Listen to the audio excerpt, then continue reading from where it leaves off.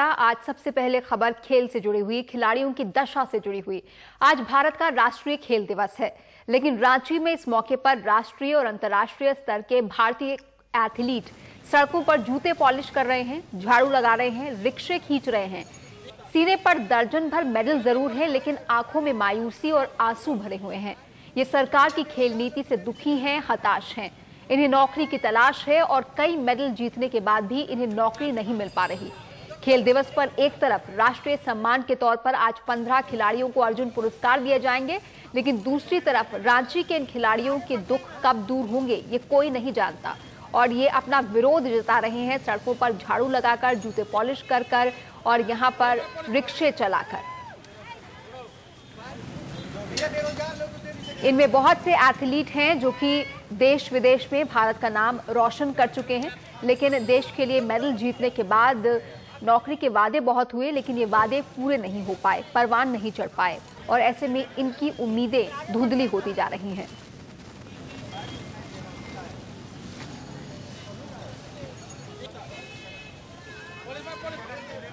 माँ बाप पे कब तक बोझ रहेंगे हम? कौन माँ बाप नहीं चाहता कि अपनी बेटी का शादी करे? हाँ, गरीब घर में भी जितना औकात है वो कर देंगे, ऐसा थोड़ी कि वो नहीं कर सकते, कर सकते हैं। लेकिन क्यों हम अपने पैर पे, जब स्टेट के लिए हम अपना सारा मेहनत, हिम्मत, सारा चीज लगा दिए हैं, तो हम घर वाले पे अब क्यों बोझ बनेंगे? जब सरकार अगर नीति बनाती है तो उस नीति पे उनको अमल करना चाहिए ना। हर दिन नीति बदलता है, क्यों बदलता है? सिर्फ खिलाड़ी के लिए सौतेला व्यवहार क्यों? मेरी आंखें इसलिए भर रही है कि 6-7 साल से मैं लॉन बॉल खेल रही हूँ और बहुत मेडल जीता, बहुत मेहनत किया। मैं दिल्ली यूनिवर्सिटी से बीपीएड करके आई, लेकिन खेल में अपना सारा समय लगाया, लेकिन आज नौकरी नहीं मिल रहा है। बस सरकार से यही बोला है कि अगर नहीं देना था तो वादा क्यों किया, बस। तो लॉन बॉल की कुछ एथलीट यहाँ पर आंसू भरे आंखों में भरकर यहाँ जवाब मांग रही हैं कि जब नौकरी नहीं देनी थी तो वादे क्यों किए। इस पर ज्यादा जानकारी के लिए हम चल सकते हैं फोन लाइन पर मौजूद अपने संवाददाता विमल मोहन के पास। विमल, बहुत वाजिब सवाल ये एथलीट उठा रहे हैं कि अगर नौकरी नहीं देनी थी तो इस तरह के वादे क्यों किए जाते हैं। ये खिलाड़ी जो कि देश के लिए जी तोड़ मेहनत करते हैं, अगर इन्हें सांकेतिक विरोध के तौर पर यहाँ झाड़ू लगानी पड़ रही है, जूते पॉलिश कर विरोध जताना पड़ रहा है, तो ये वाकई शर्म की बात है हमारी खेल नीति के लिए। बिल्कुल शर्म की बात है और इस तरह की, दरअसल ये हिंदुस्तान की खेलों की हकीकत है। ये सांकेतिक रूप से जरूर ऋचा झाड़ू लगा रहा है, लेकिन मैं ऐसे कई प्लेयर्स को जानता हूं जो नेशनल लेवल्स में, आप केरला के कई प्लेयर्स हैं जिनकी जो नेशनल लेवल पे मेडल जीत चुकी हैं, नेशनल गेम्स में मेडल जीत चुकी हैं, लेकिन उनकी मदर हाउस मेड है, पोछा लगाती हैं और कई प्लेयर्स ने उनको पैसे इकट्ठा करके दिए। ये जो लॉन बॉल्स के प्लेयर हैं, इनमें शायद अभी हमारी कॉमनवेल्थ गेम्स के दौरान बातचीत हुई थी, सिर्फ शायद 1 या 2 खिलाड़ियों के पास नौकरी है।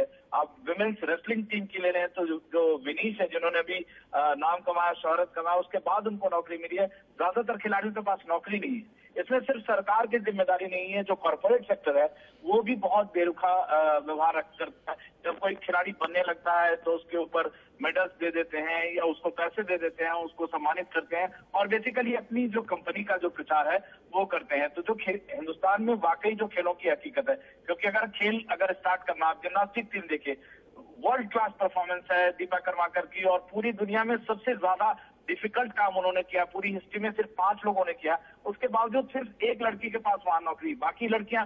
और जब आप जिम्नास्टिक या इन खेलों में आते हैं, आप उस उम्र में आते हैं जहाँ पे आपको पढ़ाई करनी होती है, तो आप अपना ज्यादातर समय पढ़ाई छोड़कर आप इस खेल पर लगाते हैं और उसके बाद जाहिर तौर पर आपके साथ सौतेला व्यवहार होता है, आपके पास नौकरी नहीं होती है। कॉर्पोरेट सेक्टर सिर्फ अपना फायदा देखता है, उनको जो सरकारी नियम कायदे, कॉर्पोरेट सेक्टर पर तो दबाव नहीं बनाया जा सकता, लेकिन अगर रांची में ये सब कुछ हो रहा है तो क्या झारखंड सरकार से भी ये लोग उदासीन हुए हैं? झारखंड सरकार भी क्या इनके साथ सौतेला व्यवहार कर रही है? देखिए, ये स्टेट सब्जेक्ट जरूर है और सरकार को ध्यान देना चाहिए, क्योंकि आप एक वेटलिफ्टर की भी एक ऐसी कहानी थी कि उनको वेस्ट बंगाल गवर्नमेंट ने उनको मकान के लिए कहा और अब तक उनको कोई मकान अलॉट नहीं हुआ है। तो झारखंड सरकार की जाहिर तौर पर जिम्मेदारी बनती है, स्टेट सब्जेक्ट ये है, लेकिन कॉर्पोरेट सेक्टर पर भी दबाव बनाया जा सकता है। जब जिस तरीके की बात वो लोग करते हैं, जब आप अपना सिर्फ प्रचार देखते हैं तो आप सिर्फ लोगों को समझना चाहिए, उस तरह की सही रिपोर्टिंग होनी चाहिए कि आप अपने प्रचार के लिए कर रहे हैं। आप सेंड ऑफ करते हैं खिलाड़ियों का, इससे सरकार और कॉर्पोरेट सेक्टर हम सबकी जिम्मेदारी है। और जाहिर तौर पर अगर स्टेट सब्जेक्ट है, स्टेट के खिलाड़ी हैं और अगर स्टेट या अंतर्राष्ट्रीय स्तर पर प्रदर्शन करते हैं, आपसे वादा करते हैं, तो उससे साथ नाम कमाने के लिए ना करें, क्योंकि उससे खिलाड़ियों का भी नुकसान होता है और खेल का भी नुकसान होता है। जी विमल, अगर अंतर्राष्ट्रीय स्तर पर ओलंपिक्स जैसे खेलों में, एशियाड जैसे खेलों में भारत उम्मीद से कम प्रदर्शन करता है, तो क्या भारत की खेल नीति और